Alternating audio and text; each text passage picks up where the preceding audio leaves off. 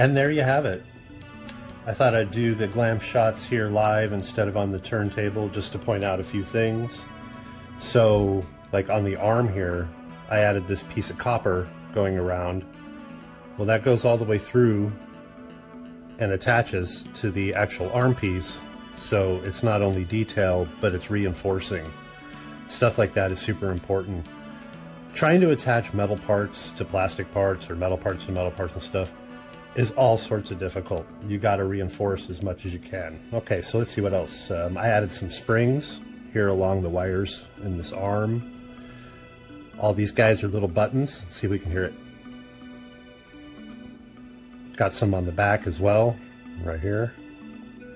Also added some nuts, little pieces of metal, little exhaust tube. Up in the face, I did a bunch. I added a spring, a little Strictly bit. These are little wire rods that have little bolts on them, and I don't know if you can see, but they actually move. So let's talk about articulation. I guess this is a 5-point articulation. He can turn. All right, you got 1. This is 2, 3, 4, and 5. So not too bad.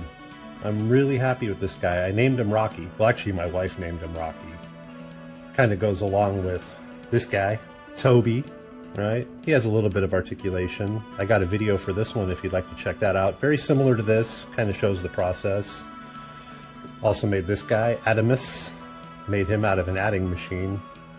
He just has this one piece that moves, but look at that face. It's a face only a mother could love. Speaking of faces, this is the guy I'm working on now. Little vehicle. Check out that. Ooh-wee. All right. Well, hey, I really appreciate you staying till the end, watching a little preview, get a little plug for the channel.